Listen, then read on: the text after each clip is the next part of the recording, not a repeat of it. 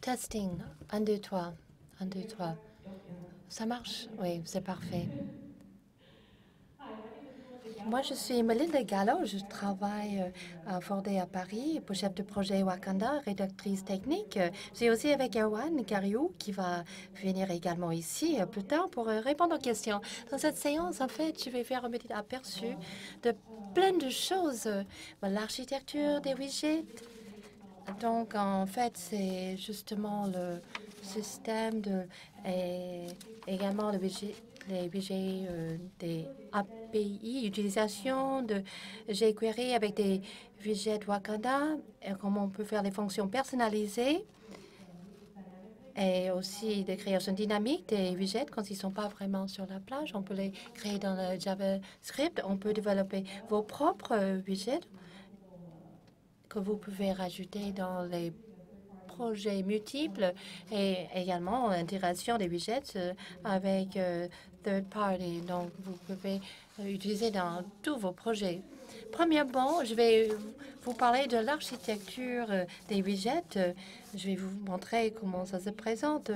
On a donc la plupart des widgets sont définis dans le tag HTML.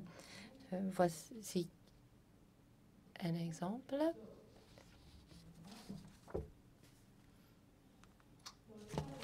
Au Canada, on a donc un choix de widgets que vous pouvez utiliser en fait pour tous vos exigences pour les applications Wakanda. Je vais vous montrer justement les codes des sources pour des widgets que vous pouvez voir ici. Voilà, ça c'est justement ce qu'on appelle un text input, cette entrée. Donc il y a donc les grilles des données également. On a un autre qui est vraiment un input natif. On a libellé, c'est aussi donc un tag natif. Donc, j'allais justement le déployer. Je l'ai dans mon navigateur pour vous montrer rapidement.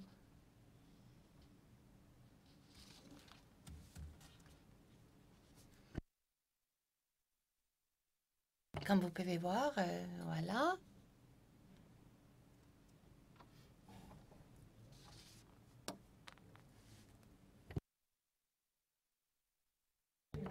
En fait, je vais lui montrer cet exemple. Donc, les API, avec l'exemple API des widgets, très rapidement, on a déjà documenté les API des widgets. En fait, on a toutes les propriétés en commune de toutes les widgets qui étaient téléchargés, etc., etc. Et en bas, vous pouvez voir donc une série des fonctionnalités. Il y a des fonctionnalités très spécifiques, des widgets que vous pouvez employer également. Je vais vous montrer extrêmement rapidement. Ce que je vais vous montrer, en fait, c'était quand vous avez un syntaxe très spécifique pour des widgets. Donc, en Wakanda, on a ce syntaxe, ce premier syntaxe que vous pouvez voir ici. Comme vous pouvez voir, on est inspiré justement par le Requête, jQuery. Donc, le syntaxe est semblable à jQuery. Mais la différence, c'est dans Wakanda, on va justement récupérer l'objet.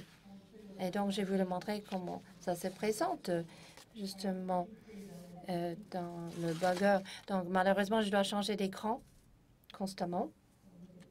Je vais vous montrer maintenant les grilles de données. Vous voyez là l'objet. Et c'est récupéré de notre syntaxe. Vous pouvez voir, on a des fonctionnalités comme je vous ai montré dans la documentation. Et si on allait voir maintenant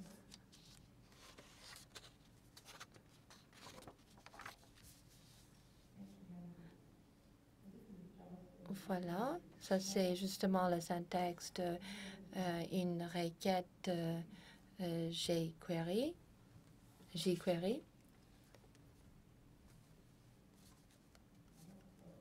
Comme vous pouvez voir, c'est tout le tag qui va définir justement la grille de données.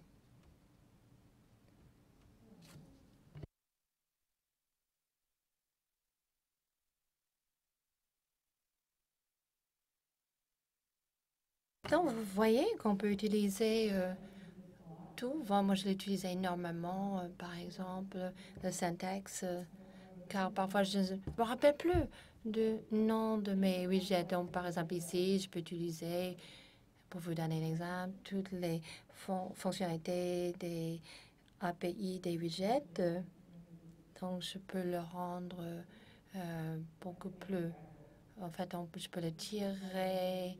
Et donc, ça fait partie de tout le système avec justement les API des widgets. Et normalement, les fonctionnalités marchent avec un widget spécifique. Mais à cause de le système de les sources de données, si on va définir justement une source de données pour un seul widget, par exemple ici, pour notre grille de données, on va définir la même source pour la société. Pour le text input, c'est même pour le radio group et le combo box. Donc, ils ont tous les mêmes sources de données attachées. Donc, quand je vais retourner à Firebug, je peux vraiment, comme vous voyez, je peux vraiment fixer la valeur. Maintenant, c'est fixé pour la Californie. Voilà, c'est fixé pour la Californie. Donc, je vais donc fixer également cet input widget. Et c'est la même source de données que vous avez. Donc, c'est my grid, ma grille. Et le combo box, c'est le radio box. Donc, tout ça serait donc fixé ici. La seule modification que je fais dans le input de texte de ce widget, c'était donc envoyer tous les autres widgets qui étaient en train d'écouter la même source de données. C'est la seule différence. Et c'est ce qui est intéressant, justement pour l'API des widgets, c'est ce point-là. En général, vous pouvez fixer les propriétés, par exemple, les styles que vous avez déjà établis dans le designer. Si vous voulez, en fait, voir d'autres illustrations, c'est en fait là, c'est les représentations des widgets, comme en haut, vous avez la partie en haut. Et en bas, c'est le combo box. Ce qui est tout en noir, c'est tout ce qui vient de nos classes de widgets. Ils sont tous hérités par tous les widgets. Et chaque widget est dans une classe pour le bouton, le combo box. Et ce qui sont en bleu, et les ceinturaux, et donc rajouter et suppression sont pas dans les autres classes. Donc, le bouton n'a pas justement la possibilité, la fonctionnalité de rajouter et de suppression. Donc, vous pouvez également utiliser les jQuery. Avec ce syntaxe, vous pouvez rajouter ou supprimer des attributs. Vous pouvez modifier les styles directement, également la classe, par exemple, etc., etc. Vous pouvez utiliser l'animation également. Donc, vous pouvez ajouter des fonctionnalités d'animation. Et dans cette utilisation de jQuery, cet exemple, quand on a une grille, par exemple, on a justement la barre de déroulement qui parfois est trop grand pour le colonne. Donc, avec l'utilisation de jQuery, je peux vraiment cacher la barre de déroulement.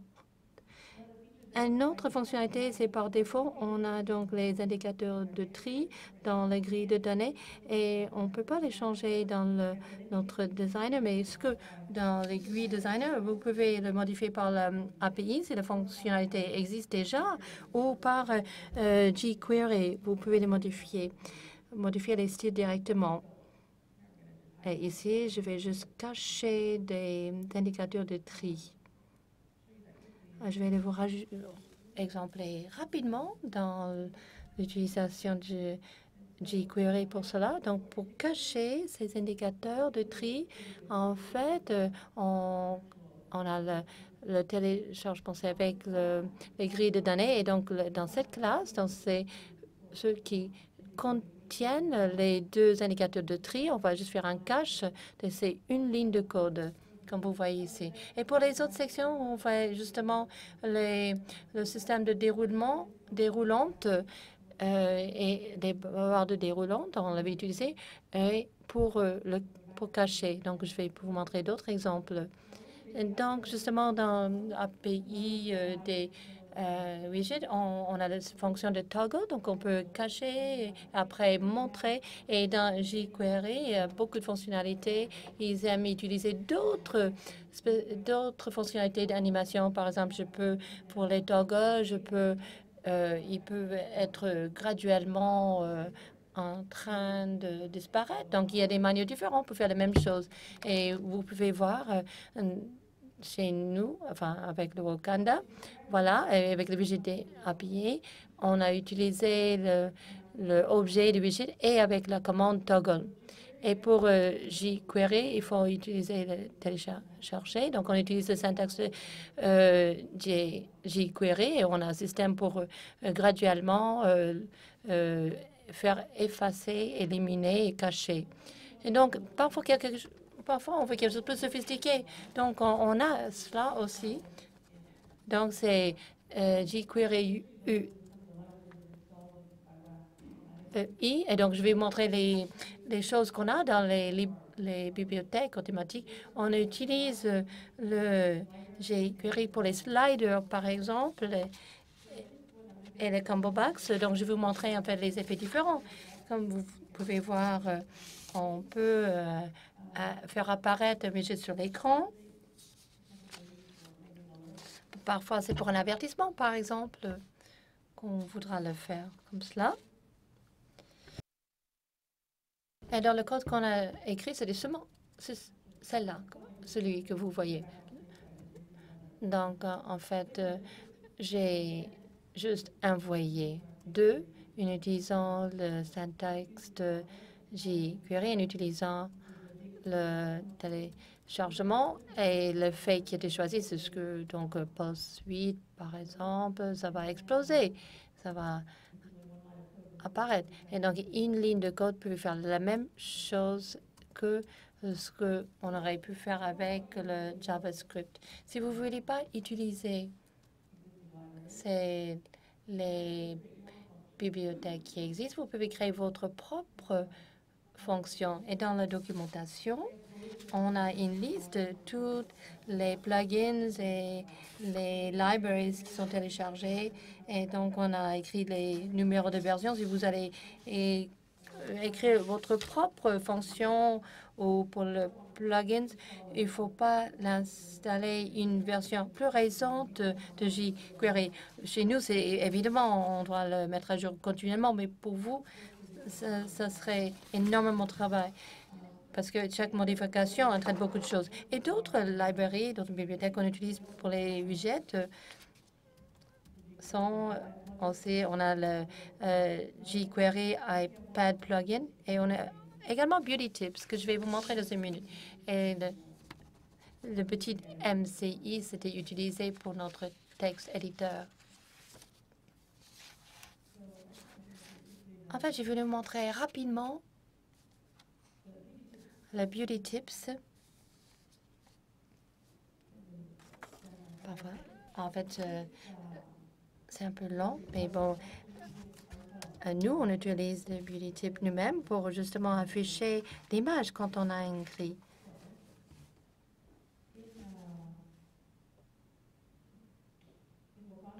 Dans Wakanda, j'ai créé donc justement le côté client, un fichier JavaScript. Et dans ce fichier, j'utilise la fonction BeautyTip. Donc, j'ai créé une fonction. Donc, j'ai pu augmenter la classe de widget. Donc, j'ai créé cette fonction pour toutes les widgets. Donc, je vais envoyer un texte et ça va être affiché dans la même fenêtre comme l'image. Donc, j'ai une autre fonction que j'ai créée que je vais justement extendre la classe de bouton. Ce serait seulement disponible pour le widget de bouton. C'était un call button alert. Et donc, je vais envoyer un titre. Et donc, ça veut dire, vous voyez le bouton qui était cliqué. Donc, premièrement, quand j'ai créé en fait ce fichier, je vais vous montrer où je l'ai créé. C'est dans mon fichier et c'est là qu'on peut définir ce qui est vraiment le côté des clients pour les descriptions d'un travail. Et donc, et on peut également dans tout ce qui est dans ce fichier, comme je vous ai dit, et c'est le côté client. Et ici, j'ai ce fichier qui était compris ici. .gs et quand je vais justement, je vais appliquer le message de BeautyTip à 3 de mes widgets. Donc, j'ai un petit message d'aide et dans les autres boutons, en fait, je vais juste appeler l'avertissement de mon bouton, cette fonction-là. Donc, c'est assez simple que vous pouvez voir. Vous pouvez voir également donc, le message de BeautyTip qui apparaît et quand je vais cliquer le prochain bouton, j'ai l'avertissement qui apparaît. C'est intéressant, en fait, qu'on peut le rajouter à tous les widgets quand je veux. Donc, je peux le rajouter, donc le champ de texte. Comme vous pouvez voir, ça apparaît également avec toutes les fonctions des API des widgets. Est-ce que vous pouvez le voir assez bien, même au fond de la salle?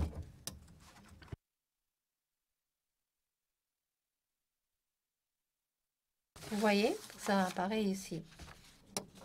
Bon, c'est assez simple.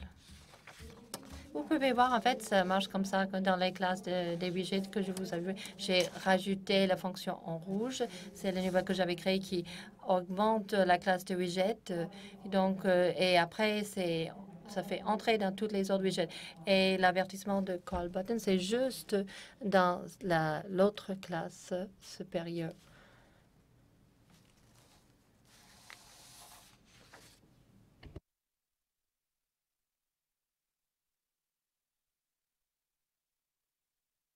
Vous pouvez également créer d'une manière dynamique. Par exemple, je vais créer 2 boutons pour se créer une dynamique des widgets. Voilà, il y a un bouton ici et un autre bouton là. Et en Wakanda, avec Wakanda, enfin, je vais vous montrer d'abord le code pour un bouton. Et là, vous pouvez voir, j'ai l'élément de HTML que je vais créer. Et le premier exemple, en fait, c'était de JavaScript que je le préfère dans jQuery parce que je vais vraiment construire, en fait, un tag de bouton. Si c'était un autre type de widget comme un gris ou un combo box, ce serait dans un div tag. Donc, j'aurais div au lieu d'un bouton. Après, il faut passer l'identification dans cette section de HTML, c'est l'aspect visuel de mon bouton que je vais créer. Le nouveau bouton, c'est l'identification, serait utilisé plus tard pour référencer justement l'instance de widget. Donc après, je vais définir le style, l'emplacement, la taille et les classes. Et dans les classes, en fait, j'ai rajouté également ma propre classe qui est justement ce que je peux créer automatiquement, cette classe dans Wakanda. Je peux utiliser cela dans tous les autres widgets de même type. Et je vais rajouter le tag de boutons dans chaque document HTML. Après, je crée justement l'instance dans le JavaScript. Donc, l'instance de le bouton widget avec la même identification. Et ici, il fallait juste rajouter le titre. Et ensuite, j'ai rajouté un listener, un écouteur pour cet événement de chaque clic, il y aura un avertissement qui va apparaître. Voilà, vous pouvez voir. Voilà la page, voilà le bouton, voilà l'avertissement que j'ai construit auparavant. Et dans notre exemple, en fait, je vais vous montrer.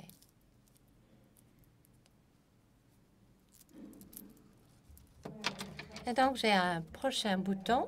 Et là, j'ai les sources d'entreprise. C'est la même chose que la grille. L'action automatique et après, donc ça va aller à la prochaine entité dans la grille. Donc, c'est un simple système de déroulant. Et voilà pour le code. Et pour ce bouton, pour être créé, normalement, il faut créer la source de données. Comme c'était déjà créé, c'est pas la peine de le faire une deuxième fois. Mais non, pour créer la source de données, c'est assez simple, juste 4 lignes de code. Ouais, après, ça devient une ligne. Donc, c'est juste l'identification et le lien de données. Donc, je vais définir où se trouvera, où ça serait inséré dans la page de HTML. Donc, je crée l'instance de justement le bouton de widget. Ici, bien entendu, il y a le titre que j'ai rajouté et l'action automatique qui était auparavant. Et donc, ce serait lié, rattaché à la même source de données. Et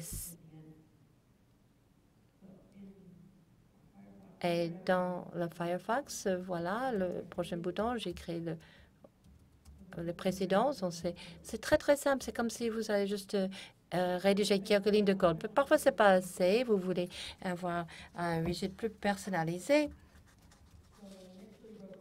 Vous voulez développer vos propres widgets. Donc, on a justement de la documentation pour expliquer comment vous pouvez développer vos propres widgets en Wakanda. En fait, c'est tous les détails. Ici, il y a juste quelques... Il faut premièrement avoir le template. C'est juste un fichier de Wakanda Studio. Il faut définir la configuration pour votre widget, c'est-à-dire les propriétés que vous allez permettre vos utilisateurs d'utiliser, pas seulement les propriétés, les événements et les styles. Vous pouvez modifier quand ils sont affichés sur le navigateur.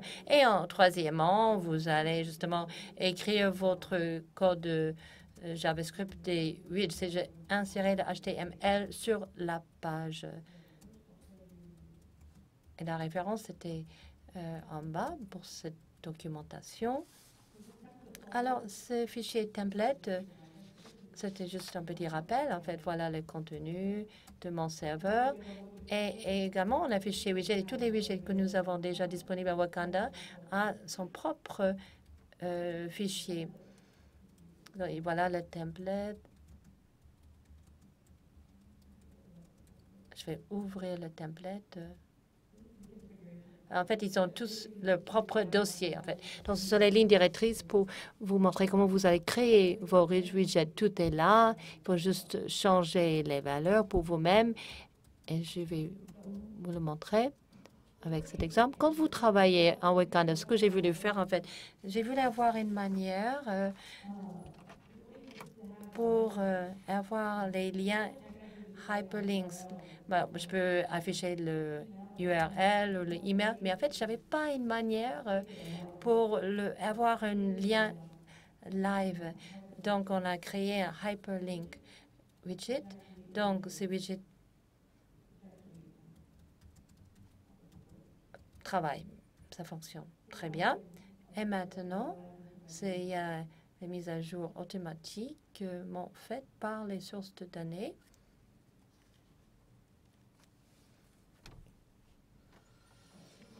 Comme vous pouvez voir, voilà le widget Hyperlink, ce lien que j'ai mis dans le contrôle autre où je l'ai installé. Et voilà les propriétés définies. Les premiers deux sont standards et défauts en Wakanda. Donc, il y a l'identification et également les sources. Je vais montrer justement le dossier de configuration. Voilà la catégorie des commandes autres, les contrôles autres. Et également, j'ai les propriétés. Donc, j'ai justement la source. C'est une propriété interne à Wakanda pour le lien des données. Et après, j'ai mes propres propriétés.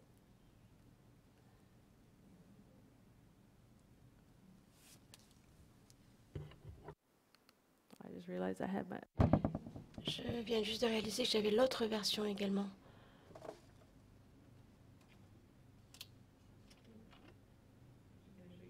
Je voulais vous montrer quelque chose, mais ça n'apparaît pas.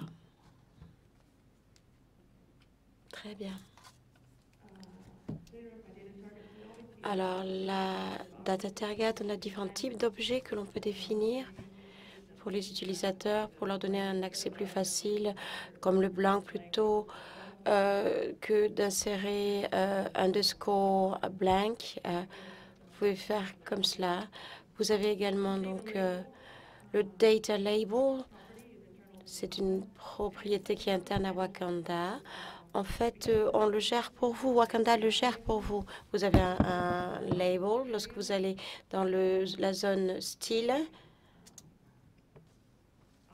Vous avez des options spécifiques que vous pouvez modifier pour modifier le label. En fait, c'est un widget de label. Donc, vous pouvez le modifier ici. Et il n'y a pas de code pour cela. Vous pouvez voir, donc, pour la compagnie, je n'ai pas de label. Et il y a des options, cependant. Alors, on va essayer de voir tout cela. Nous avons également des événements que l'on peut voir ici. Le même type d'événements, donc c'est les événements standards que nous avons ici. Et bien sûr, Ensuite, on définit le style que l'on veut montrer aux utilisateurs pour qu'ils l'utilisent également. Ici, c'est la façon dont cela va être écrit. Alors, vous avez besoin de 2 fichiers, en fait, lorsque vous construisez un widget. Le deuxième fichier, c'est le constructeur. Donc, ceci va construire notre widget sur l'écran une fois que ça a été envoyé au navigateur.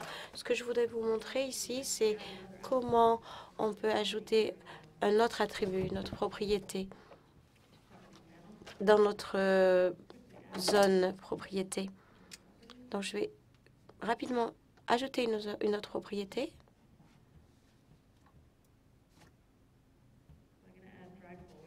Je vais utiliser, par exemple, tirable, draggable, qui est une propriété qu'on a utilisée par ailleurs.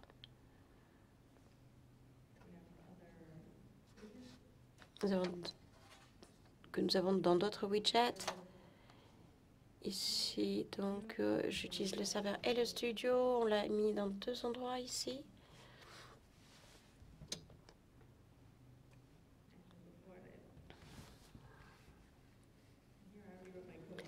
J'ai déjà écrit mon code ici. Une fois que vous avez fait la propriété, vous utilisez la fonction tirable, draggable, lorsque vous l'avez donc sur l'écran.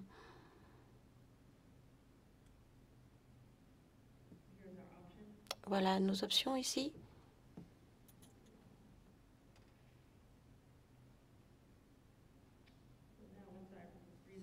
Mais là, je vais recharger ma page.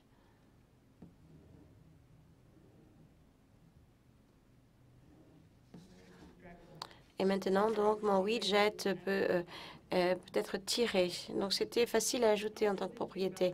Ce qui est intéressant sur les instructions de widget, c'est que l'on peut définir si l'on peut installer les widgets sur le desktop ou sur le desktop et le mobile. Et donc, je vais vous montrer cela un petit peu plus tard avec d'autres widgets externes que nous avons disponibles et que nous avons créés. Si je vais donc dans mon smartphone, dans la page smartphone, en fait, j'ai ici donc mes hyperlinks. Je n'en ai pas d'autres. Donc, les widgets externes ne sont pas disponibles ici. Mais si je vais donc dans iPhone, il fonctionne comme vous attendiez à ce qu'il fonctionne. Donc, c'est assez standard.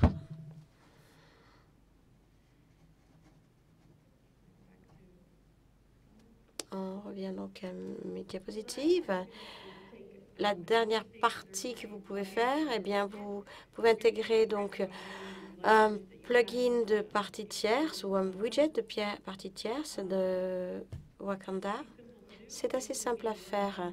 Il faut en fait essayer de mettre en place donc un markup HTML pour le widget, générer le HTML dans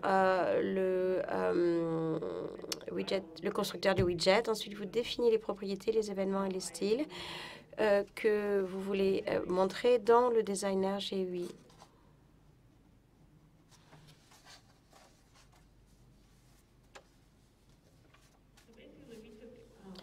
Donc,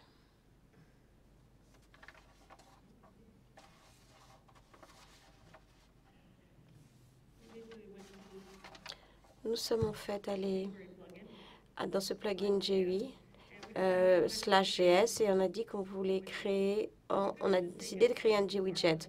On aurait pu prendre le markup et le mettre sur notre page, mais on a décidé que l'on voulait l'avoir afin que l'on puisse l'utiliser dans différents projets et peut-être le donner à quelqu'un d'autre pour l'utiliser, pour que d'autres personnes puissent l'utiliser. Donc, il fallait voir d'abord comment était le markup et en général, c'est assez bien documenté. Vous pouvez comprendre comment cela fonctionne et vous pouvez donc le faire apparaître vous-même dans Wakanda. Ici, donc, voilà le plugin. Donc, nous avons nos 2 HTML standards ainsi que les propriétés Wakanda. Ensuite, on définit les propriétés. Donc, ici, vous pouvez ajouter des propriétés multiples. Ici, Nous utilisons nos événements standards ainsi que les styles. Le titre ici est lié à cela. Donc, je peux, dans mon designer GUI, modifier tout cela. Une fois que nous sommes dedans, eh bien, c'est ce que cela donne ici, voilà. Et cela fonctionne exactement comme un plugin JavaScript. Ensuite, il y a d'autres personnes qui fabriquent des widgets. Il y a Wishmo, qu'on a rencontré cette année, et KendoY.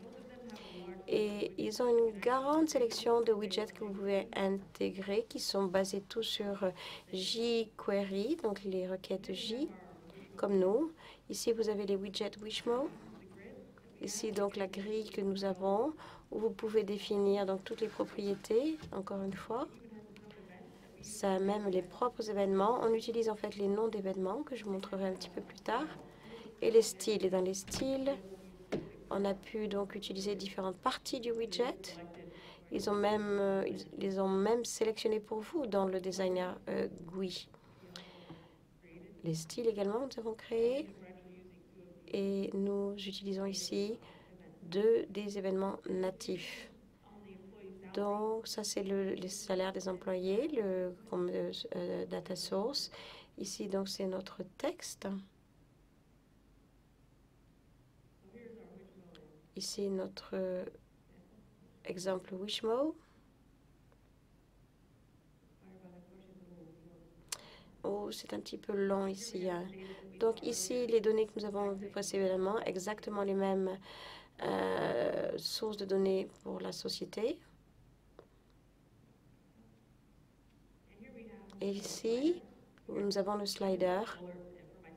Ici, j'ai mis donc une alerte pour le début et la fin pour m'assurer qu'on travaille de façon dynamique avec eux et les valeurs sont mises à jour automatiquement. Donc ici, un rappel que maintenant, nous sommes intégrés dans Wakanda et ils font partie maintenant des classes de widget. Je peux donc y aller, avoir mon slider et même utiliser donc mes beauty tips, mes trucs de beauté.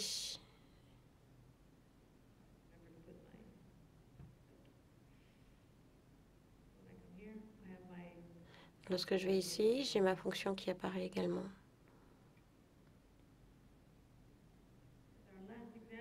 Votre dernier exemple, maintenant, vous avez le widget KendoY UI. C'est notre exemple d'intégration de widget jQuery directement dans Wakanda. Donc, voici un résumé de tout ce que je vous ai montré. Donc, on a regardé l'architecture de widgets, quels widgets sont nécessaires pour faire les textes, les API widgets pour établir les propriétés et les styles, les requêtes J, que vous pouvez utiliser dans tous les widgets de Wakanda, le domino par exemple qui est démontré sur l'écran, sur vos tablettes, vos smartphones ou vos ordinateurs. Vous pouvez également créer des classes de widgets ou même donc une classe de widgets spécifique qui sont créées de façon dynamique et que vous avez déjà donc sur la page du designer GUI. Vous pouvez donc développer vos propres widgets ainsi qu'intégrer donc des widgets de parties tierces. Notre architecture est assez ouverte. Vous pouvez faire tout ce que vous voulez quasiment. C'est vraiment très puissant. Vous pouvez créer des widgets des widgets dynamiques, développer vos fonctions que vous pouvez ajouter de toute façon. Vous pouvez également, du fait de la façon dont c'est construit, en fait, on travaille sur l'installation, mais en fait, il faut donner donc le lien hyperlink. Ici, vous avez l'icône, donc vous avez donc la configuration et les fichiers du constructeur. C'est ce que vous avez besoin en fait. Vous pouvez l'utiliser pour différents projets. C'est ce que nous faisons donc ici avec le studio serveur. Tout projet que j'ouvre avec cette version de Wakanda, eh bien, aura tout cela disponible. Si vous avez des questions maintenant, Erwan va venir avec un micro.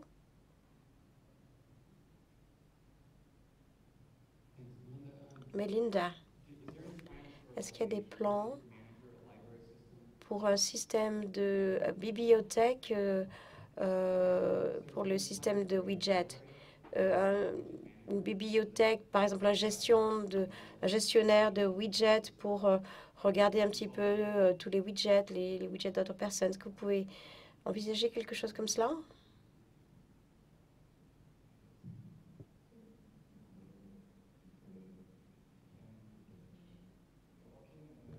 On travaille. Vous pouvez m'entendre ici? Oui. On travaille sur une façon de gérer ce type d'installation parce que il y a un manuel d'installation, mais la façon dont vous installez les widgets est documentée, bien sûr, dans nos documents. Mais on essaie de travailler sur une façon d'installer des widgets automatiquement. Nous voulons avoir, par exemple, un dépôt de widgets, c'est-à-dire que lorsque vous installez un widget, vous pouvez utiliser Studio. Par exemple, dans le Studio Wakanda, si je veux avoir un widget que vous démarrez sur un dépôt WeWab, eh bien, on travaille pour que vous puissiez l'installer directement sur Wakanda.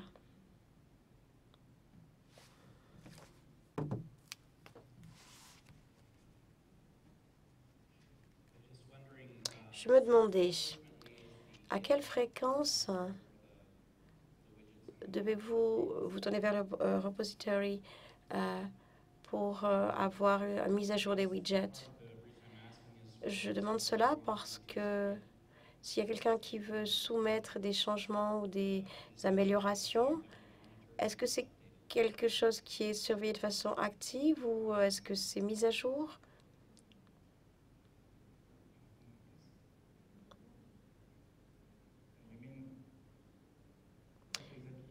Qu'est-ce que vous voulez dire exactement? En fait, le wafer est sur GitHub. C'est cela, hein? Oui. Est-ce que c'est la version la plus récente?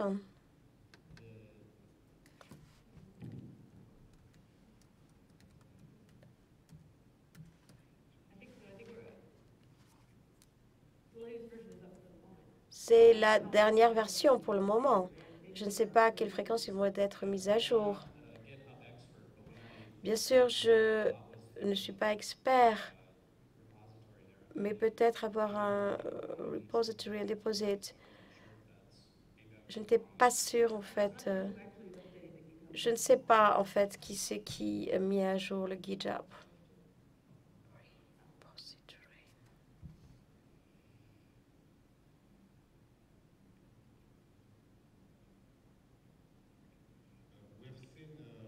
Donc, nous avons vu certaines normes pour les widgets. Est-ce que les widgets peuvent interagir entre les uns les autres? Oui, il n'y a pas de limite. J'ai vu également un bouton unique. Est-ce qu'il y a des limites? Est-ce qu'un widget peut contenir plusieurs widgets? Oui, un widget peut contenir d'autres widgets. Nous avons un widget chart qui est en fait un ensemble d'autres widgets. Et vous pouvez donc définir un widget comme un ensemble de widgets. Et vous pouvez avoir des interactions entre ces widgets. Par exemple, on vous a montré que certains widgets sont binary ou data source. Et l'un est mis à jour et l'événement est le même pour tous les widgets. Donc, tous les widgets vont mettre à jour leurs données parce que la source de données est mise à jour et envoyer donc les événements aux autres widgets. Merci.